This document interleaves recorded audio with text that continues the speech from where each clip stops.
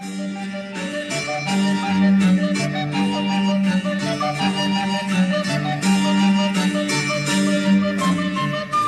vamos ao trabalho de hoje, né? Resgatar a história de Campinas não é uma coisa bonitinha, né, de flores, uma coisa maravilhosa, sabe assim, ó, a gente tem que trabalhar dentro daquilo que o conhecimento conseguiu produzir e resgatar, né, assim, dando uma ciência para aquilo que foi revelado pelos historiadores, pelos cientistas sociais, pelos antropólogos. Então não é uma coisa assim, olha que bacana, vamos fundar uma cidade assim, né, que vai ter esse objetivo, né? Mesmo porque Campinas, como o resto do Brasil que fazia parte de Portugal, como colônia de Portugal, né, porque tinha um traçado separando, né, o Tratado de Tordesilhas, né, separando a parte que era de Portugal, a parte que era da Espanha. Não dá para a gente ficar ilustrando aqui, se tivesse data show, a gente colocaria os mapinhas. Mas acho que todo mundo que estudou história, né, desde lá do primário, sabe disso, aquele risco que tem assim, né, tá? Então, o processo de colonização do Brasil, né, se deu a partir daquilo que Portugal desejava no momento, que era tomar conta das áreas que tinha por direito, né, de acordo com esse tratado, né, e ocupar, mas ocupar não no sentido de povoar, como foi a colonização dos Estados Unidos da América, que eram as colônias, né, as 13 colônias lá, tá? Aqui não, foi para explorar, tá? E é claro que o território, aos poucos, eles foram percebendo que era enorme, né, que era um território de grande extensão. Então, como ocupar e tomar conta, defender, né, tá? Enfim, foi todo um processo que tinha também alguns objetivos: por que ocupar, né? Por que explorar, né? Porque tinha uma disputa na Europa, por conta de um processo histórico muito bem delineado após o período feudal, né? Tinha uma disputa na Europa pelo controle de colônias, pelo controle de rotas comerciais para aquisição de mercadorias que eram importantes para as nações, os estados nacionais que iam se formando. Então existia uma disputa. Então essa disputa, né, tinha a ver com, né, poder, ouro e fé, né? Tinha que ter o poder, tinha que controlar através do poder, tinha que ir atrás daquilo que dava riquezas, né? No começo, lá, quando os portugueses conseguem se relacionar com os povos orientais através do Mediterrâneo, pelas rotas antes de entrarem no Oceano Atlântico, era marfim, especiarias, perfumes, né? Tudo para levar para o comércio de Portugal e levar produtos de Portugal para essas regiões também. Então foi um processo histórico muito importante, né, que deu origem àquilo que nós chamamos de projeto moderno, né? Ou seja, o projeto da modernização das relações, todas as formas de organização desse período. Então, só para a gente registrar aqui algumas coisas, que eu vou colocar algumas palavras aqui que ajudam a gente a entender um pouco, né? Porque não é fácil assim a gente num período tão curto assim, você dar todas as informações e trabalhar todos os contextos, tá? Porque a gente fazia isso num semestre na PUC dando uma disciplina, tá? Depois você pegava outra questão relacionada àquilo que eu vou fazer hoje aqui, você trabalhava mais um semestre, tá bom? Então tem um processo que ocorreu, vou anotar aqui, que foi o processo do Renascimento, tá? Nossa, gente, isso aqui a gente viaja, né? Só colocando essa palavra aqui, você que estudou linguística, você que fez economia, biblioteconomia, outros cursos, mesmo quem estudou história no ensino médio, tá? Renascimento, nossa, é uma coisa muito louca, tá? Por que renascimento? Não é? Porque nós tivemos um longo período da história que foi Idade Média, quase 1000 anos, né? Então a Idade Média, olha, a Idade Média, tá? Vou só abreviar aqui, foi do século 5 ao 15, tá? Século 5 ao 15, foi a Idade Média, quase 1000 anos. Por que renascimento? Até eu vou estabelecer um diálogo aqui com vocês. Quem que poderia me dizer assim, por que não nascimento, por que renascimento? O retornar ao período clássico, não é? Tá, retornar ao período clássico da Grécia Antiga, de Roma, né, de todo um processo onde, nesse período clássico, que nasceu a filosofia, nasceu a formas dos homens pensar racionalmente o mundo, né? Tá? E aí a ciência, ou seja, então existia todo um processo de movimento de busca do conhecimento através da ciência, da razão, de tentar explicar as coisas e dar sentido para as coisas. Eu não vou ficar anotando tudo aqui, porque o quadro é pequeno, eu vou falando, mas algumas coisas eu anoto. Bom, mas nós estamos trabalhando Campinas, tá, tudo bem, já já a gente chega lá, tá? Nesse período clássico, daquilo que nós estamos querendo desenvolver aqui, que surgiu uma forma de organização social, porque eu vou trabalhar os aspectos mais sociológicos, né? Que era a maneira de como os ocidentais, a raiz disso, é claro que os orientais também têm lá suas histórias, nós vamos entrar nesses detalhes dos orientais, mas a forma de como eles encontraram para buscar uma dimensão onde elas pudessem conviver em sociedade, tá? Então nasce aquilo que eles chamavam de civilização, né? Então a civilização ocidental, tá? Então o que é ser civilizado? É você ser ao mesmo tempo família, porque a origem de tudo, né, foi vamos dizer assim, se você for pegar um estudo antropológico mais profundo, né, casamento, a família, né, depois as pessoas tinham no início só a experiência do mundo particular, do mundo privado, cada um no seu canto, mas isso, se você está dentro do mesmo território, alguma coisa vai se desenvolver ali, né, do ponto de vista da linguística, né, do ponto de vista dos costumes, do ponto de vista dos mitos, da admiração dos mitos, do ponto de vista da religião. E quando essas pessoas trocam isso, elas vão criando determinados espaços públicos de convivência, né? E esses espaços públicos de convivência também é um espaço público de administração dessa convivência, tá?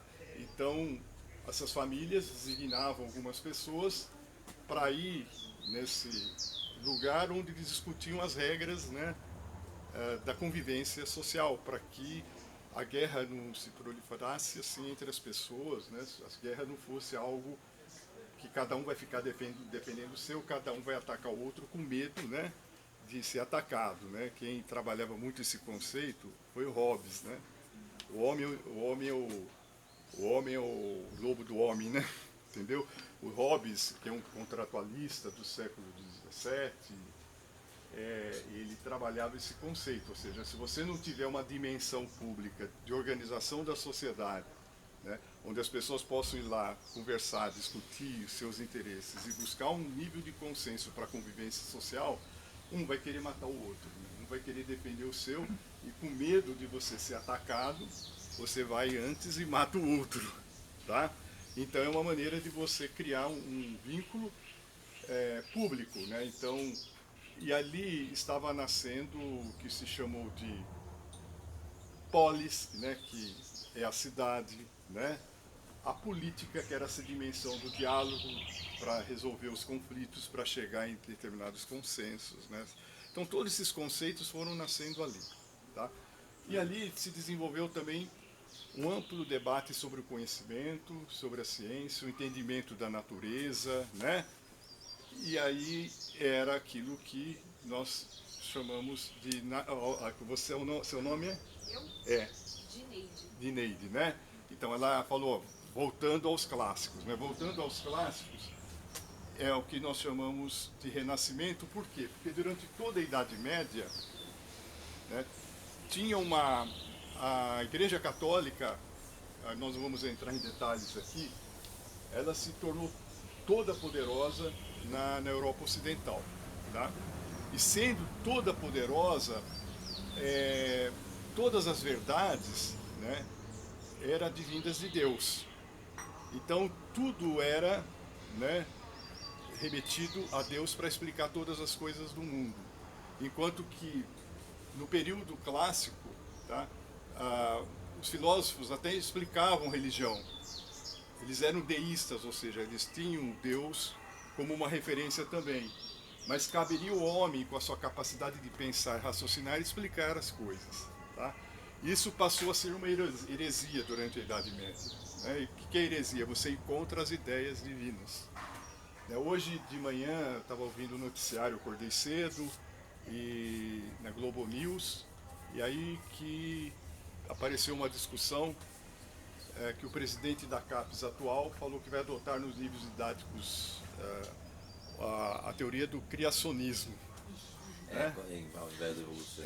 Então, com todo respeito a quem tem fé, com todo respeito às religiões, né? Mas existe uma teoria, né, cientificamente comprovada, que, claro, que não serve para tudo do meu ponto de vista, tá? Mas que é a teoria do evolucionismo de Darwin, né, que é assim acatada por 99% dos cientistas do mundo inteiro, tá certo? Só os criacionistas que não. Então aquela história lá que já apareceu por aí, né, que a Terra é plana, que a Terra, né, não é redonda, aquelas coisas todas que a gente começa a captar aqui nessa discussão que nós estamos vivendo hoje, tá? Mas enfim, durante toda a Idade Média, onde predominou o feudalismo, nós não vamos ficar entrando nesses detalhes, tá? A Igreja Católica era extremamente poderosa, o poder era descentralizado, né? Enquanto que lá no momento clássico, lá, tanto da cultura grega como da cultura romana, né, se desenvolveu uma série de situações de organização política e social que se perderam aqui durante o período da Idade Média. Né? Por exemplo, Roma desenvolveu o conceito de república. Nós não falamos tanto de república hoje, né? O que é república? Res é coisa, público, coisas da população, coisas do povo. Como é que você, né, pensa a república no sentido de que as próprias pessoas possam participar dos destinos do seu país, da sua nação, tá? Então Roma desenvolveu isso, esses conceitos, né? O conceito de república. Grécia, o conceito de política, o conceito de democracia, né? Tá? E outros conceitos que nós vamos ver aqui para entender um pouco essa questão de Campinas e do Brasil, tá?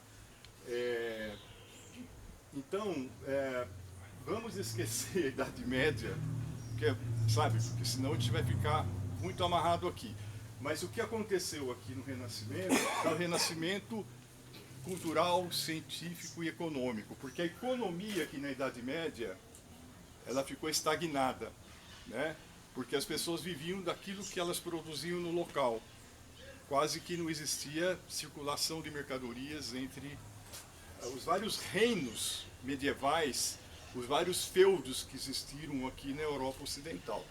Tá? É claro que eu estou falando de uma maneira muito genérica. Se você for estudar profundamente, você vai ver que existia diferenciações, alguns lugares que tinham um comércio mais desenvolvido, tá? Mas enfim, teve um período do final da Idade Média onde esse comércio é retomado, tá? Esse comércio volta a vigorar novamente. Tá? E aí, e também do ponto de vista cultural, né, houve um rompimento com as estruturas ideológicas que dominaram a Idade Média. Teve a Reforma Protestante, depois teve a própria Contra-Reforma da Igreja Católica, então eles tinham que se adaptar, né, aos tempos, às mudanças que estavam ocorrendo. Então se desenvolve aqui durante o período do Renascimento uma classe social diferenciada que não era as classes sociais que existiam na Idade Média, tá? Que existia assim, uma nobreza, né? Tinha rei, tinha um reino feudal que tinham vários nobres, que eram os senhores feudais, e tinha os servos. Tá? Aqui, com o Renascimento, nasce uma outra classe que chama a classe burguesa, burguesia. Né? Por que burguesia? Eles viviam em burgos, né? Que eram moradias em volta dos castelos feudais e lugares que se desenvolvia o comércio. Aí eles iam se enriquecendo e ficando poderosos, e vão ficando poderosos até que eles conseguem romper esse cerco e se tornam classe dominante. Apesar de que, né, durante o século XV ao XVIII, a Igreja Católica ainda vai ser muito forte e os reis vão ser poderosos também. Enquanto que na Idade Média os reis não eram poderosos, a partir do Renascimento, que você pega aqui do século XV ao XVIII, olha, século XV ao XVIII, aqui você tem, eu nem vou anotar aqui, mas eu vou falar porque tudo isso está sendo gravado, vocês vão receber, tá? Nós temos assim a formação de algo que não existiu nem no período clássico e nem no período medieval. Nós temos a formação daquilo que nós chamamos de estados nacionais. Estados nacionais começam a se desenvolver principalmente a partir do século XII e XIII e se consolidam no século XV. Tá? O que é o Estado Nacional? É a centralização do poder nas mãos de um governo forte. Tá? Isso é um Estado Nacional. Aqueles que conseguiram se organizar enquanto Estado Nacional mais rapidamente se tornaram poderosos e nessa corrida do comércio saíram na frente. Né? Então o Estado Nacional é um Estado, um centro de poder, né? Que controla todo um território. Então tem que ter um território definido. Então você... Veja, o processo foi um processo muito doido, né? Que as pessoas não queriam reconhecer o Estado Nacional, cada um vivia na sua região com a sua bandeirinha, e de repente alguém fala, não, a bandeira agora é essa, vocês vão ter que seguir essa bandeira. Teve revoltas, conflitos, matanças, camponeses que viviam lá nas suas regiões e que tinham uma certa autonomia, uma certa independência, mas não, agora tem que obedecer o Estado. Quem que é o Estado? É o rei. Quem que é o rei? É o monarca. Quem que justifica a autoridade dele? Deus. Então eram chamadas monarquias absolutistas. Né? Então, veja bem, do século XV ao XVIII, nós temos então as monarquias absolutistas. E as regiões que saíram na frente na formação desses chamados Estados Nacionais, do Portugal e Espanha. Né? Estavam em áreas estratégicas, né, voltada para o oceano, desenvolveram a capacidade marítima, né, de sair em busca de novos caminhos até para chegar às Índias, porque os muçulmanos tomaram a região, né, de Constantinopla e por ali os europeus não podiam passar mais. E naquela história, né, de caminho para as Índias, chegaram ao Brasil. Mas é uma coisa que já estava resolvida entre espanhóis e portugueses, porque Cristóvão Colombo já tinha chegado aqui em 1492, e quando ele foi visitar o Dom João II em Portugal, o Dom João II falou assim, ó, você descobriu a América, mas só que tudo aquilo que está lá para baixo é nosso, entendeu? Pertence a Portugal. antes de 1500. Antes de 1500. Olha, o que tiver para lá, nessa linha que está aqui, que é o tratado que foi assinado entre Espanha e Portugal, tá? É nosso. Aí o que eles vieram fazer aqui? Vieram tomar posse. Tá? E organizaram a defesa, naturalmente, tá? Criaram vários, e claro que outras nações que foram se organizando queriam colônias também, porque, ó, poder, né? Você tem colônia, você tem poder, tá? Se você tem colônia, você tem a oportunidade de investigar e explorar essa colônia para ver se tem madeira, se tem ouro, se tem algo que a gente pode explorar e comercializar. Tá? E nisso venha como a Igreja Católica, ela, na Idade Média, ela era forte, mas as autoridades máximas eram os papas e os bispos, né, que tinham autoridade sobre cada região. Aqui quem vai ter autoridade é o rei, e o Papa reconhece o rei como autoridade máxima, mas só que existe uma negociação. Como o rei é católico, o rei tem situações também da Reforma Protestante, os calvinos, etc., né? Lutero, tem várias regiões protestantes que também estavam se organizando ali, mas no mundo dos católicos, né, a igreja vem acompanhando, né, para fazer o contato com os nativos, né, e dominá-los para a escravidão ou catequizá-los para que eles pudessem ser convertidos ao cristianismo, para serem reconhecidos como pessoas com alma. Né? Então, estou falando que a história não é tão tranquila. Por quê? Porque os nativos, né, os índios que viviam aqui, eram vistos como bichos, né, como exóticos. Porque assim, só tinha alma quem era cristão. Se eles não são da religião cristã, se eles não são católicos, então eles não têm alma. Se não tem alma, eles podem ser dominados para qualquer coisa. Tá, para a escravidão, né? Enfim. Ou tinha um segmento dos jesuítas, né, que faziam um trabalho meio que subvertendo um pouco a ordem de catequizar e proteger esses nativos.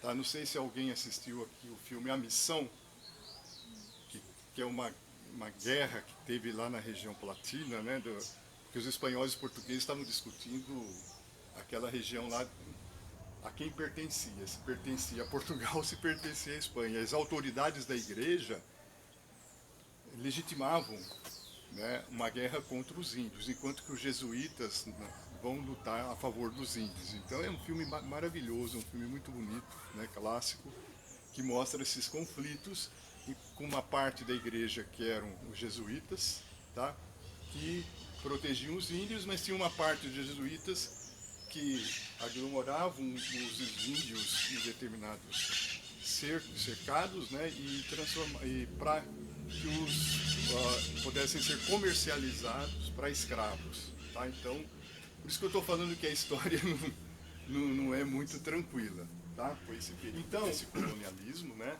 Tá? E depois teve o colonialismo, neocolonialismo, que foi quando, no século XVIII, foi colonizados as regiões da África e da Ásia. Né?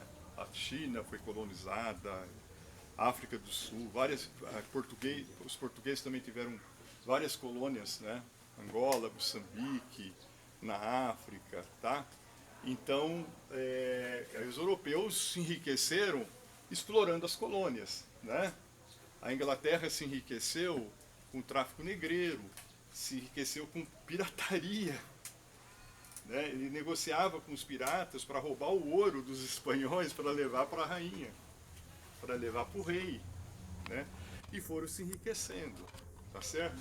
Então o Brasil, ele foi se formando dentro dessa cultura também, né? De uma cultura escravocrata, de uma cultura elitista, de pequenos grupos governando, e que foi formando uma identidade que nós carregamos até hoje, de intolerância, né?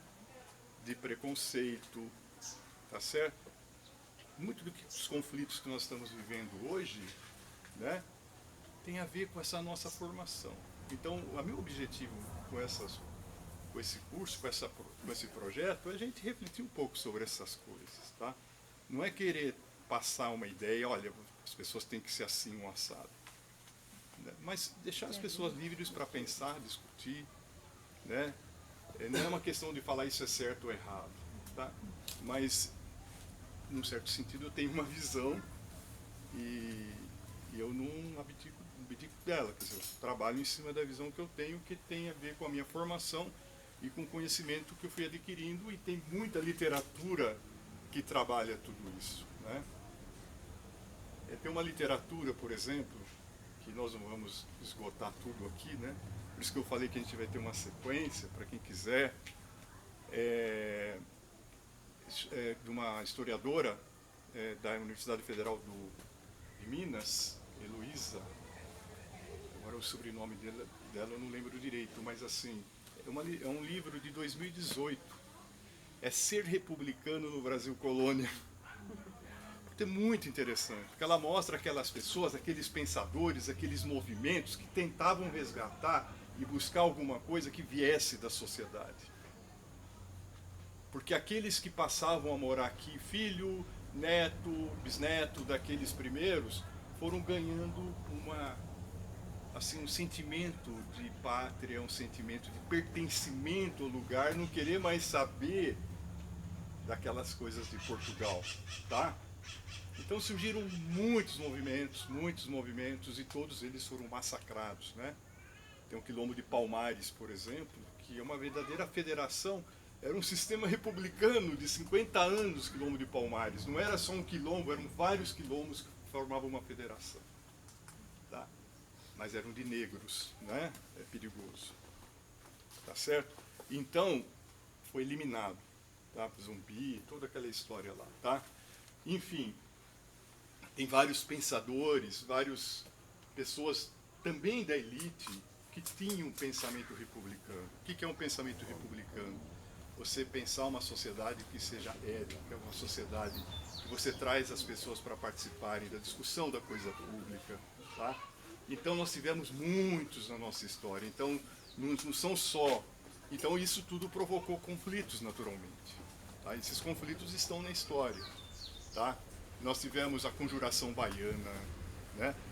Farroupilha, aquilo que os portugueses chamavam de Inconfidência Mineira, que era a revolta, mas era a Conjuração Mineira, né? Certo? Se você lê assim um pouco quem foi Cláudio Manuel da Costa, ele vem de Portugal, ele estudou em Portugal, o português mandou, o rei mandou ele para cá para controlar e fiscalizar o roubo do ouro, ou seja, porque os fazendeiros, os mineradores escondiam o ouro, ele tinha que fiscalizar. Mas ele começou a viver naquele ambiente, começou a formar um ambiente cultural ali, ele passou a ter um sentimento de pertencimento àquele lugar, falar, peraí, mas por que isso, né? Aí eles começaram a fazer um movimento em busca de uma independência, tá certo? E foi a Conjuração Mineira, tá? A Conjuração Baiana foram ex-escravos, né, que era a chamada Revolução dos Alfaiates. Né? Eles eram descendentes de escravos, mulatos, aqueles que conseguiam a liberdade, formaram um movimento, mas foram todos eliminados, tá certo? Então a história é cheia dessas questões, né? Os emboabas, tive uma revolta da cachaça no Rio de Janeiro, que eram os produtores de cana, né? Que se revoltaram com o administrador do Rio de Janeiro, o cara que governava o Rio, eles foram lá e tomaram o Rio de Janeiro, tomaram a Câmara, tomaram o governo, ficaram governando lá durante um tempo, até que eles foram expurgados. Tem vários detalhes na história, tem vários detalhes, tá, de pessoas que buscavam um caminho. E, então, aristocracia, oligarquia, né, tem uma outra palavra que chama oligarquia. Quando a gente fala oligopólio, o que é? No mercado, né? Oi? Poucos se unem para dominar, tá? Poucos vendedores. Então, a aristocracia é o seguinte: eu faço parte da aristocracia, então eu tenho influência, eu tenho poder, né? Certo? Oligarquia, assim, poucos que dominavam o poder de governança. Tá? Então eles formavam uma oligarquia. Então se falava muito também oligarquia paulistana, oligarquia paulista, oligarquia mineira, oligarquia nordestina, tá? Tá certo? Enfim, a gente entrando agora um pouco na Campinas, porque senão fica cansativo, a gente precisa abrir um pouco para a conversa, né? Tá? Eu já tinha feito um texto e vou reproduzir ele aqui, né? Sobre Campinas. Como eu não sou um historiador, né? É um texto bem singelo, bem assim, também para entender um pouco, por isso que eu trabalhei esses conceitos, porque a sociologia, até eu não entrei nesse detalhe, né? Como eu falei assim que é uma abordagem sociológica, mas o que é sociologia? A sociologia, olha, coisa mais louca, né? Porque quando, no século XVIII, quando acabou a monarquia absolutista, houve uma série de questionamentos que já veio desde o período do Renascimento, se você for pegar o campo da ciência. Todo mundo aqui já ouviu falar de Galileu Galilei, já viu alguma coisa dele. Leonardo da Vinci está tendo uma exposição em São Paulo maravilhosa. Galileu Galilei chegou, comprovou que a Terra não era plana. Ele adaptou um instrumento lá, inventou o telescópio. Ele era astrônomo e matemático. Quando ele quis falar isso para o mundo, ele ia morrer na fogueira. Só para você ver assim, quem não seguia as ideias da verdade de Deus, morria na fogueira. Né? Giordano Bruno morreu na fogueira, vários outros morreram na fogueira, que eram cientistas que tinham a tese e a evidência. Eu assisti um documentário do Galileu, o Papa Urbano V, ele era muito progressista, ele era amigo do Galileu. Ele chegava e falava assim, não pode falar isso pro mundo. E o Papa sabia que o Galileu estava certo, mas não pode. Aí o Galileu é colocado lá, tinha que ficar quietinho, né? Sem poder falar nada, até que um auxiliar dele acabou falando, né? Tá?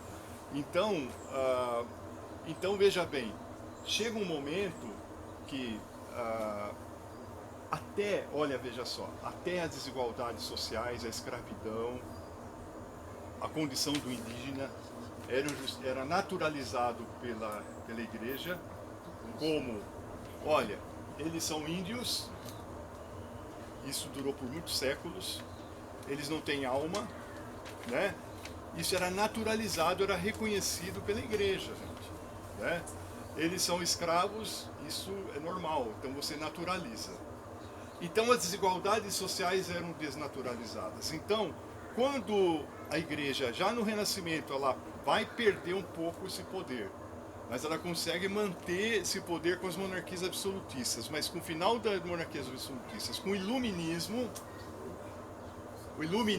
né, é a luz do conhecimento, né, fora da religião, tá certo? Aí a igreja mesmo não tinha mais como justificar e naturalizar desigualdades. Então surgiu uma ciência social, com Auguste Comte, né, que foi o primeiro cara que criou uma física social, depois ele deu o nome de sociologia, ciência da sociedade, tá? Aí nasceu a sociologia. E com a sociologia nasceu a antropologia e nasceu também a ciência política, tá?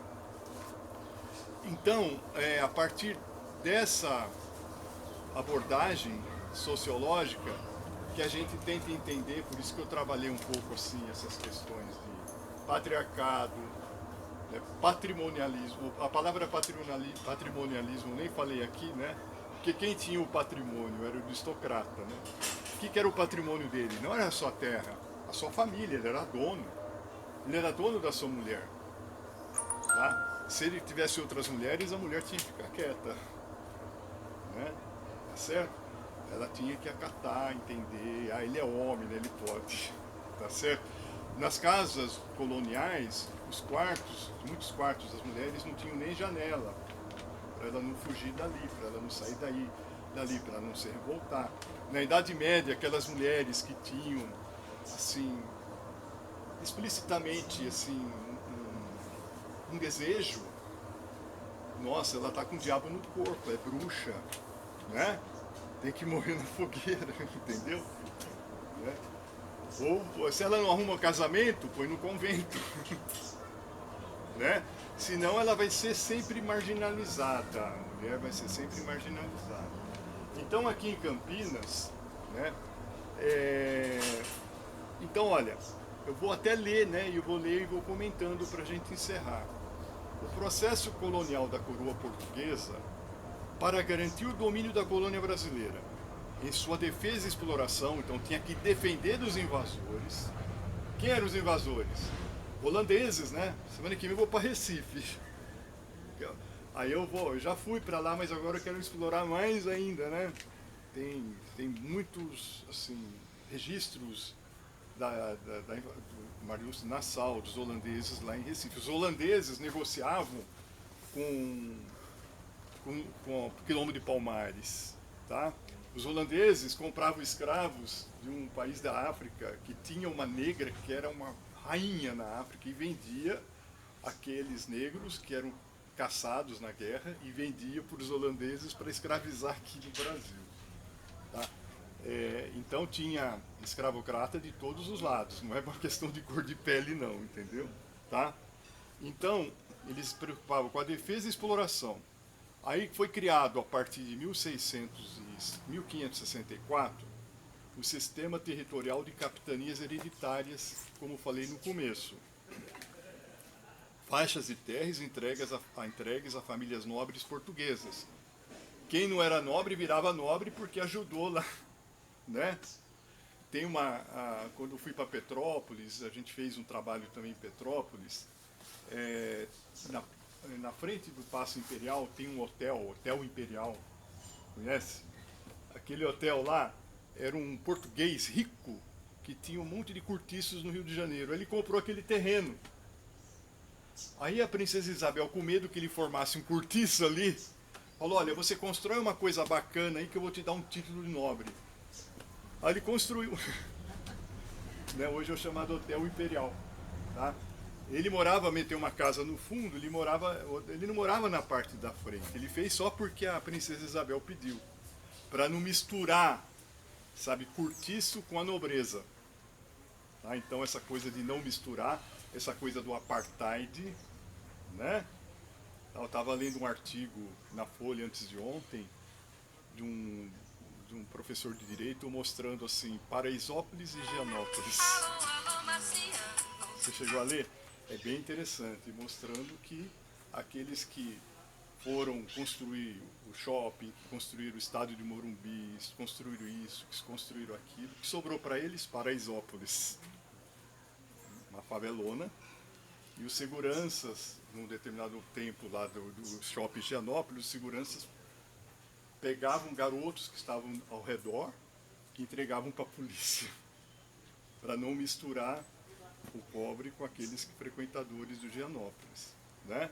Então, eu estou buscando isso porque isso vem um pouco das nossas raízes, né? Entendeu? Então, então as capitanias hereditárias, que eram entregues aos nobres, esse modelo permanece até 1821, quando se instituiu o sistema territorial de províncias. Aí província de São Paulo, província de Minas, porque os bandeirantes, né, gente, eles foram empurrando aquela linha do Tratado de Tordesilhas, porque os espanhóis nessa região eles nunca ocuparam. Então eles foram entrando atrás dos goianazes, né? Da terra dos goianazes. Goianazes eram as comunidades indígenas que viviam na região de Goiás, né? Tá? E ali eles iam prendendo índios, eles iam para o norte, para o leste, para tudo quanto é canto, e chegaram também nas cidades mineiras, que hoje são cidades históricas. Ali sim, porque Portugal durante muito tempo ficou sob domínio da Espanha, entrou em crise econômica, e ali Portugal conseguiu se levantar com ouro de Vila Rica, daquela região toda lá, né? Campinas, então, originalmente, pertencente à capitania de São Paulo, que ela foi dividida, né, capitania de São Vicente e capitania de São Paulo. Desenvolveu-se com a chegada de fazendeiros, esses bandeirantes, né, que se tornaram fazendeiros, eles foram ocupando. E um deles era o seu fundador, Francisco Barreto Leme e sua família. Então ele se fixou. Né, foi ele que fundou, né, esse lugar. O seu desenvolvimento se deu originalmente através da lavoura de cana para a produção de aguardente e açúcar. Então eles produziam cana, mas ao mesmo tempo, né, os outros bandeirantes que circulavam traziam índios para escravizar. Depois o governo português proibiu, aí eles tinham que comprar escravos, né, negros, tá certo? Porque o escravo era uma mercadoria rendosa para quem comercializava escravos e o governo de Portugal ganhava com isso. Tá? O local também se tornou rota das bandeiras, né, como eu já falei, as quais migravam para o norte e oeste na busca de metais preciosos e índios para a escravidão. Tá? Então foi assim que começou. Né? Até tem um ponto aqui em Campinas, que vai fazer parte do nosso tour, no Largo de Santa Cruz, tem um convento, ali tem uma capelinha lá dentro. Não sei se alguém conhece aqui. Ali, eu conheço. Ali é o início. Eu morei lá perto. Então ali é o início, né? E aí a capelinha está preservada, claro que ela passou por restauros, mas ali tem descascado das paredes assim para mostrar como, sabe, assim como tem aquele descascado ali na quina daquela parede para mostrar que ela foi feita de barro mesmo, né? Daquela combinação. Então, e aí até a irmã Silvia, que eu fui lá, né, para fazer assim, combinar o roteiro com ela, ela falou, aqui tinha um pelourinho, aqui em frente, nessa praça, que comercializava os negros, os escravos, que castigavam. Era o ponto também de passagem das bandeiras, né, a caminho de Goianazes. E ali se chamava a Rua da Cachaça. Eles paravam ali também para tomar uma cachaça, tá? Professor, Oi. ali tinha forca também, né? Tinha forca para castigo, tudo que tinha que ser do castigo dos negros, né? Tá? Na segunda metade do século, porque assim, a fase do período colonial de Campinas era uma fase muito, assim, do ponto de vista da que a gente quer ver do desenvolvimento de Campinas, era muito pobre, entre aspas, né? Porque era um pouso, né? Era assim, fazia parte, né? Era um bairro rural da vila de Jundiaí, porque quem tinha mais status era Jundiaí, que era uma vila, né? E aí chamava Vila Rural Mato Grosso de Jundiaí, Mato Grosso de Jundiaí. Isso no século XVIII. Veja só, no século XVIII nós já estamos numa fase que começa a se desenvolver, os bandeirantes conseguem chegar lá na região de Ouro Preto, né? Ali Portugal começa a se levantar. Tá? Tinha assim uma outra denominação que era bandeiras. Bandeiras era a exploração do próprio governo português, né? Por isso que a gente fala entradas e bandeiras. Bandeirantes eram grupos particulares mesmo, né? Tá? Então, na segunda metade do século XVIII, então, o bairro do Mato Grosso de Jundiaí, posteriormente recebendo outras denominações. Freguesia da Nossa Senhora da Conceição, da Conceição de Campinas do Mato Grosso. Por que Mato Grosso? Isso aqui era uma floresta amazônica. Aqui era forrado de mata. E tinha uns campos no meio, que eles chamavam de Campinas. Né? Tá? E ali que eles se fixavam, desenvolviam as moradias, o comércio, a capela, uma vida social começava ali, tá certo? Nessas Campinas, tá? Então, freguesia de Nossa Senhora da Conceição das Campinas de Mato Grosso, isso em 1774, tá? Vila de São Carlos, 1797, século XVIII, tá? E em Cidade de Campinas, 1842. Aí já estamos no período da monarquia, né? Então até aí é a cana-de-açúcar, aquela vida rural bem rudimentar, né? Se você viajar um pouco com a sua cabeça do que era, né? Do ponto de vista do saneamento básico, bom, nós temos muitos problemas de saneamento básico ainda, né? Mas assim, daquela vida rude, né? Sabe, era uma coisa assim bem terrível mesmo, mas as pessoas eram adaptadas àquilo, né? Enfim, né? As tecnologias eram bem rudimentares, né? Da vivência das pessoas, tá? E foram também sendo construídas as senzalas, né? As fazendas que foram circulando ao redor. A fazenda que nós visitamos, né? É engraçado porque não tem senzala? Não tem senzala. Fazenda das Cabras. Por quê? Porque ela foi construída já depois de 1870 e o fazendeiro tinha uma visão de que ali a escravidão já estava acabando. Então ele trouxe imigrantes italianos e japoneses. Ela não passou a época do açúcar. Não, foi o café. Quem passou açúcar de transição de café tem esses anos. Justamente, né? E aí, claro, né, gente, nós estamos trabalhando o foco colonial, mas não dá como você não fazer a transição, né? Porque assim, o café foi introduzido no Brasil em 1850, né? Aí a região do Vale do Paraíba, né, onde o café começou a se desenvolver, mas lá a terra não era boa, o clima não era bom para o café, ele foi descendo e encontrou um terreno super favorável, um clima super favorável aqui nessa região de Campinas. Aí Campinas foi para frente, né? Aí com café, né? Quer dizer, vocês estão aqui num distrito que se chama Joaquim Egídio, né? Era um barão também, né? Barão Egídio Aranha, né? Joaquim Egídio de Souza Aranha. Joaquim Egídio de Souza Aranha. Tá? Marquês de 3 Rios. Ele era um cara super poderoso, ele foi o primeiro presidente da Estrada de Ferro da Companhia Paulista. O trem, a estrada de ferro ia até Jundiaí, era Campinas, Santos Jundiaí, né? Aquela estrada de ferro Santos Jundiaí. Aí ele trouxe para Campinas e criou um ramal aqui para a Fazenda das Cabras para trazer o café dessa região, levar lá para a estação de Campinas, que ia para o Porto de Santos para exportar. Tá? Joaquim Egídio de Souza Aranha, né? E ele que implantou a estrada de ferro. Tá? A estrada de ferro traz a eletricidade, a estrada de ferro traz a indústria, a eletricidade, porque tinha uma infraestrutura para a indústria, porque a indústria veio para o estado de São Paulo. Né?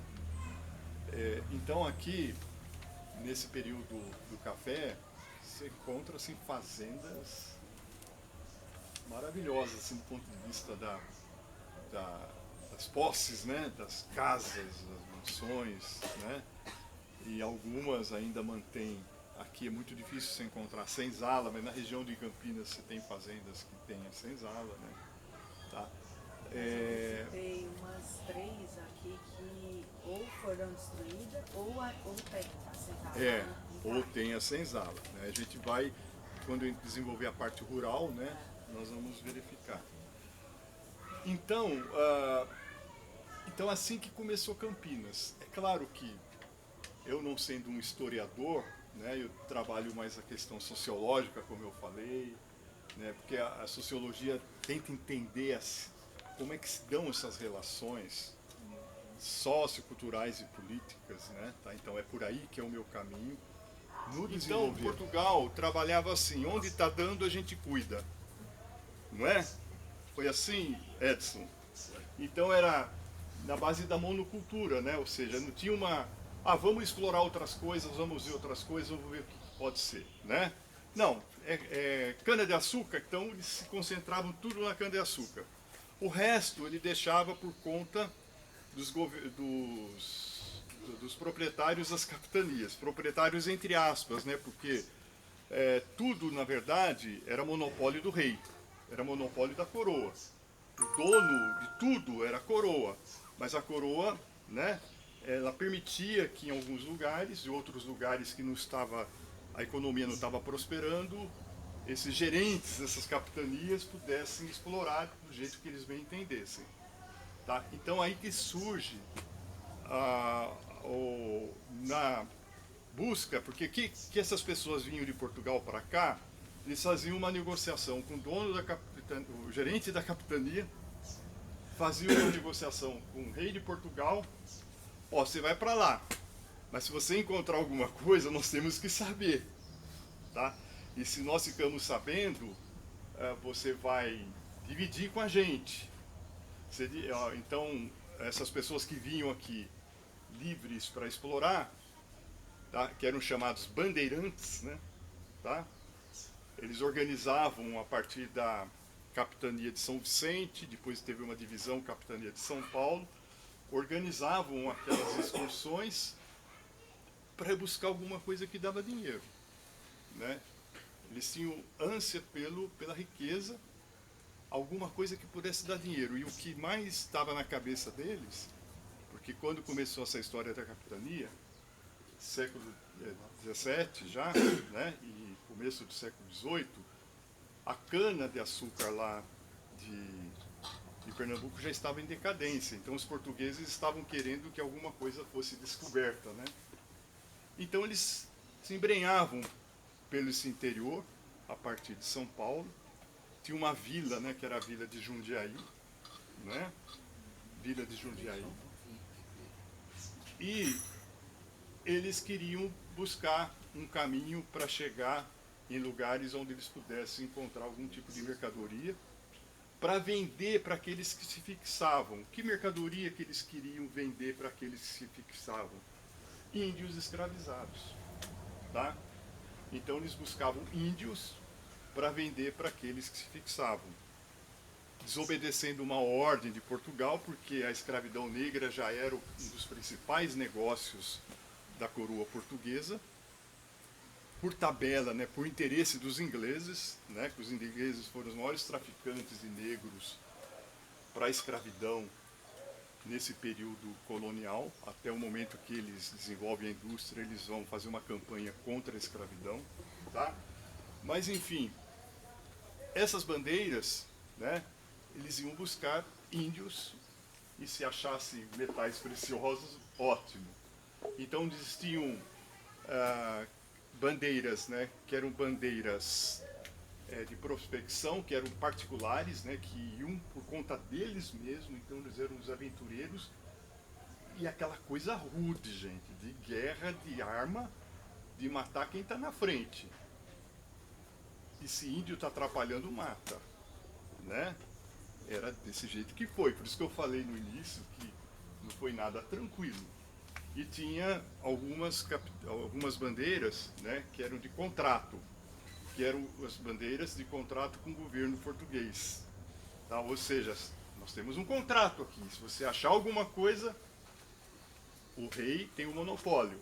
Vocês vão se enriquecer? Vão. Ah, também vocês vão ganhar um título. Que título? Ah, você vai ser barão, você vai ser conde, né? Aí, nossa, isso era para status de alguém que fosse viver nessas terras. Você tem o poder. Eu vou ser um barão, tá? Eu vou ser um conde. Minha mulher vai ser uma baronesa, tá? Então, barão de Itapura, né? E assim, né? Todos esses barões. E aí, as terras que eles chegavam, o próprio governo português falava assim: não, essas terras são suas, agora são suas, desde que, né, parte dessas riquezas que você conseguia aí vão para a coroa. E tinha os fiscais da coroa que vinham e pegavam no pé dos caras, né? Então vocês têm que dividir isso, tá? Então,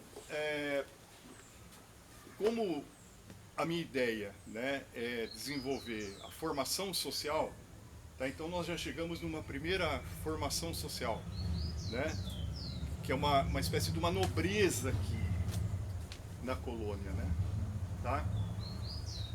É engraçado, né, gente, porque se você vai lá para a Grécia, é tão igual. Os conceitos que nasceram lá serviam para cá.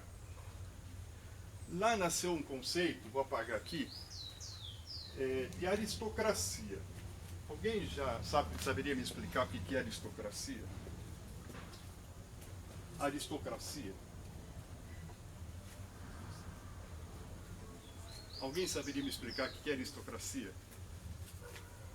Hein, Luciana?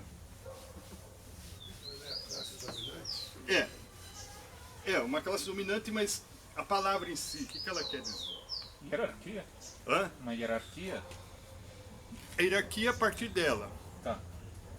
Aristos,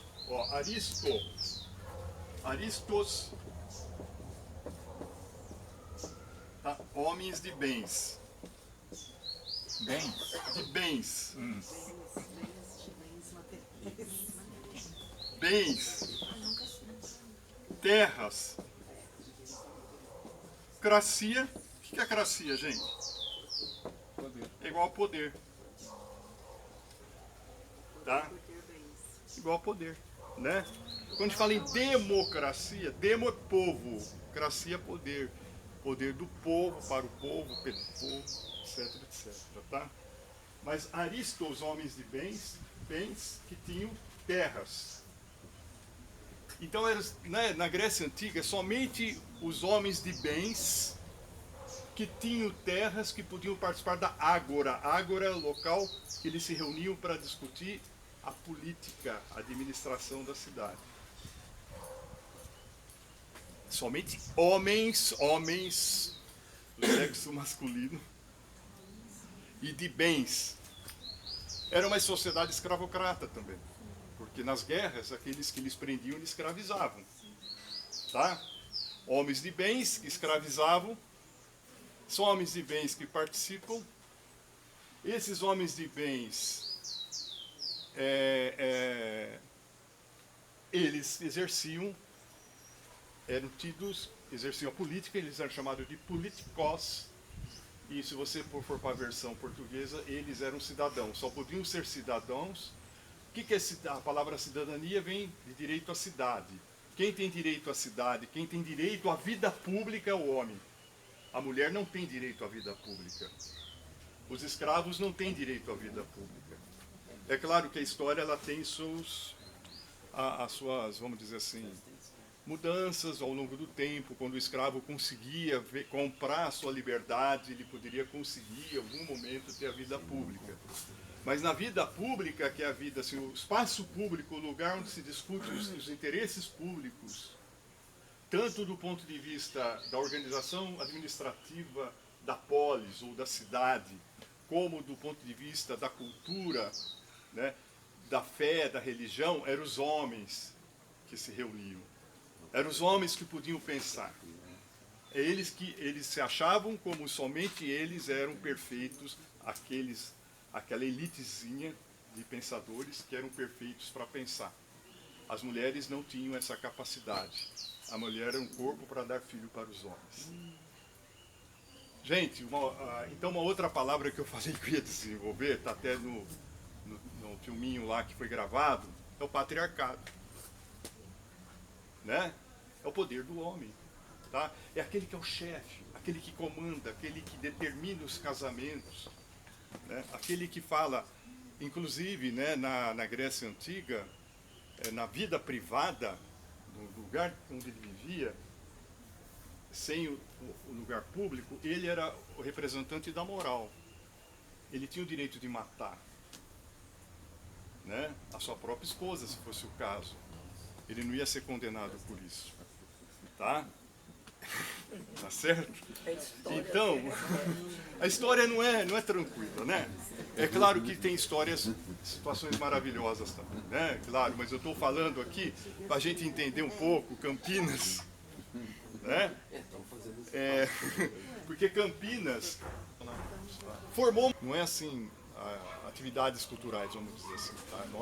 Nós temos uma cultura política, né? E essa cultura política nos faz uma série de coisas, tá? Ou eu sou uma pessoa que aceita o outro, ou sou uma pessoa que não aceita o outro, mas tudo isso tem a ver com os nossos conflitos, que vêm de lá de trás, que vem de uma cultura ocidental, que ela está aí, e que não é diferente da cultura oriental do ponto de vista daquilo que diz respeito a aquele que não é branco, aquele que não é homem, né, aquele que não é hétero, tá certo? Então nós estamos trabalhando com isso hoje, nós estamos convivendo com isso hoje, buscando caminhos para que a gente tenha uma dimensão pública onde as pessoas podem ser diferentes, né, mas assim, participativas e ao mesmo tempo iguais no campo dos direitos.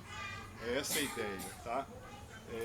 Então é um trabalho de formação mesmo para a gente debater e refletir. Tá?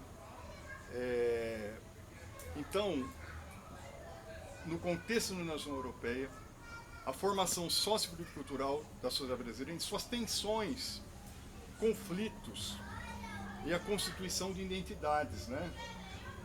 Como é que eu construo uma identidade aqui nessa região? O trabalho que a Suma está fazendo, como é que essas mulheres que vieram morar aqui, são filhas e netas dos pioneiros que vieram para cá?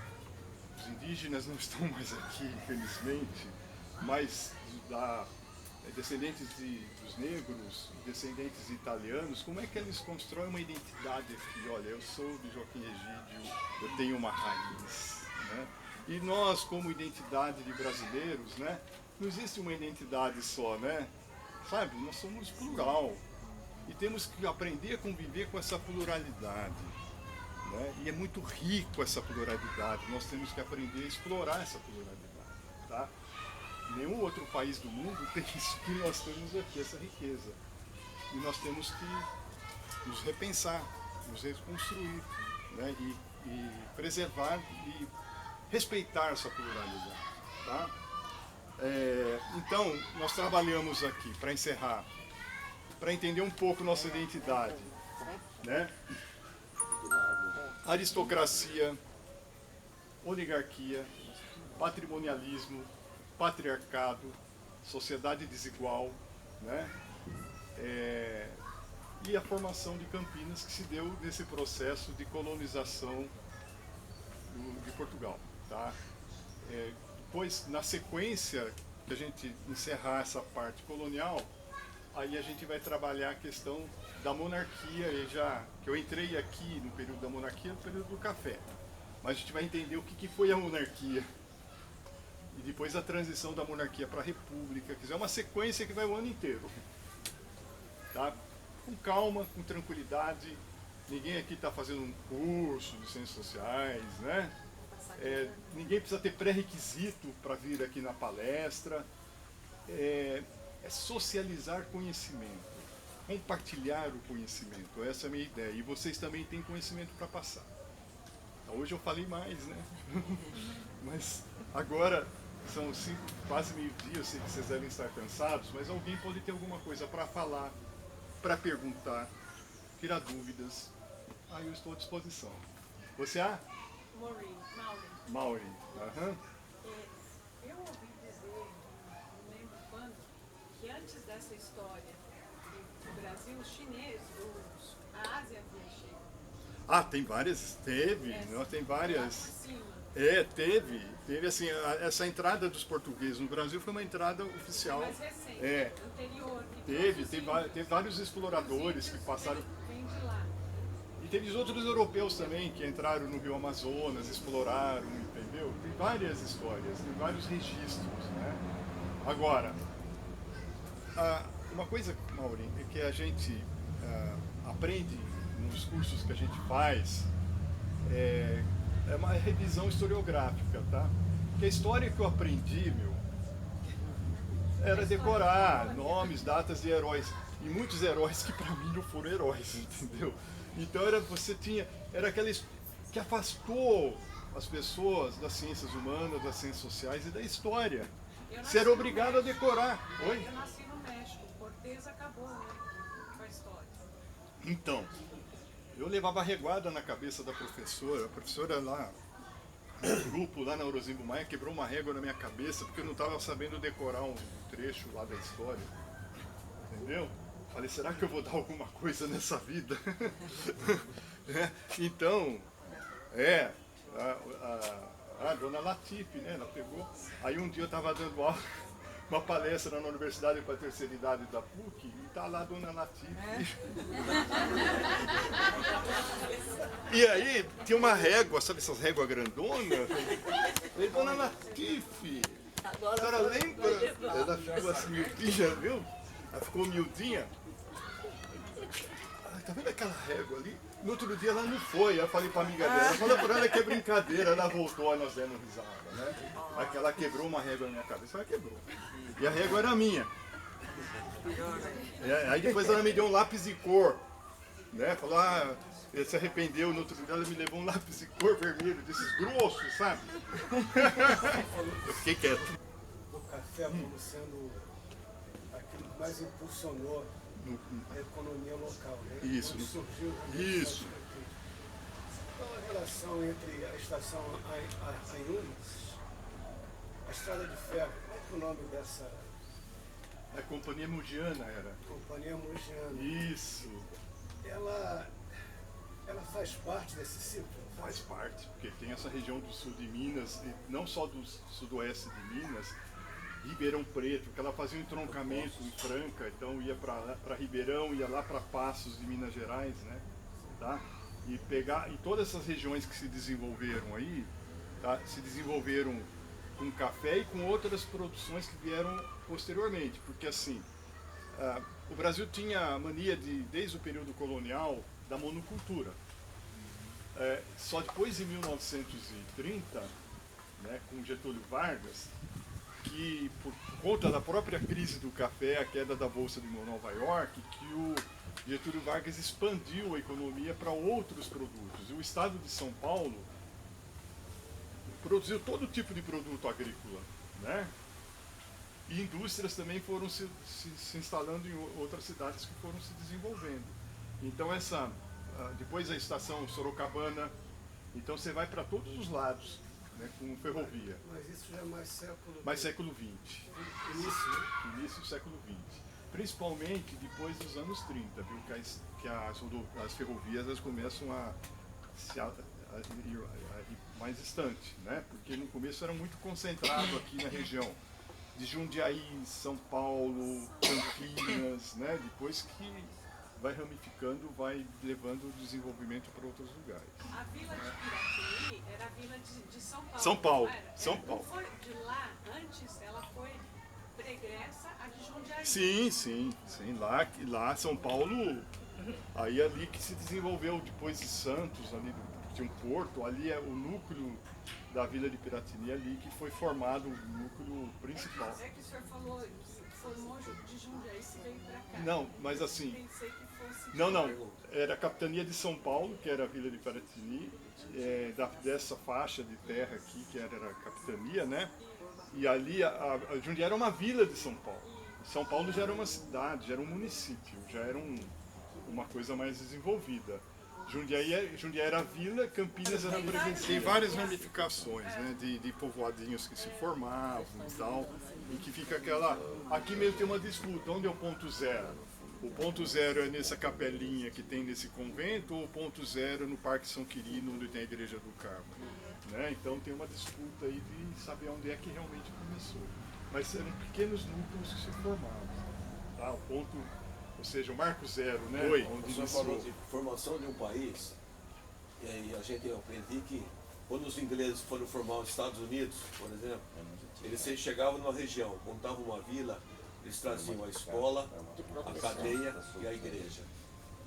Enquanto que aqui os portugueses traziam a cadeia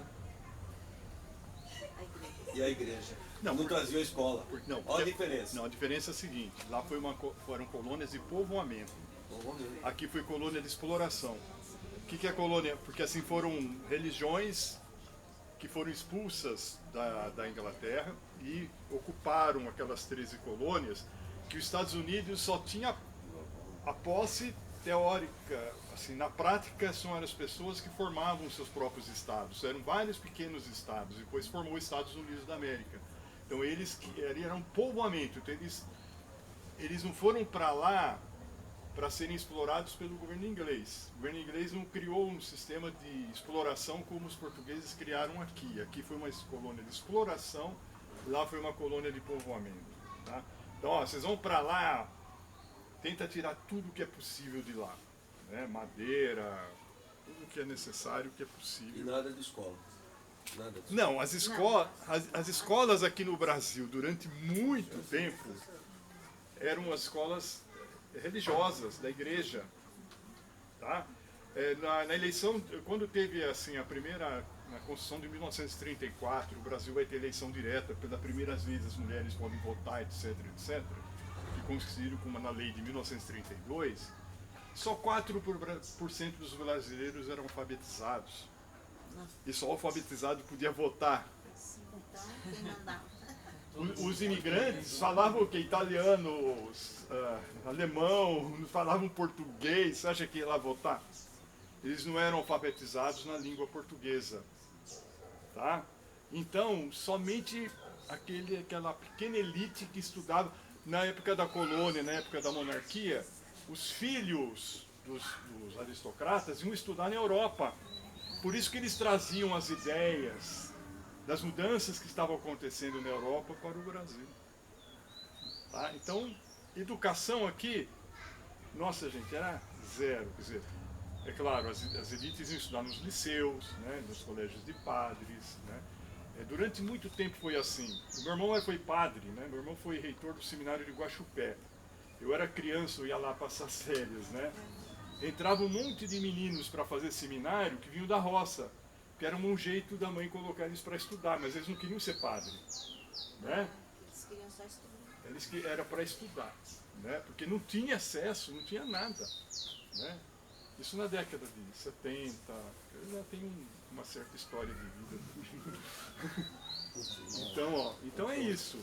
Tem muita coisa para a gente conversar. Eu percebi que vocês, né, têm essa vontade, né, de conhecimento. Eu acho que Curiosidade. não é curiosidade, é buscar mesmo entender, né, quem somos, né? Eu acho que é por aí. Né? É um outro recorte. Né? Oi? É um outro recorte de olhar o nosso. É um outro recorte. Outro olhar.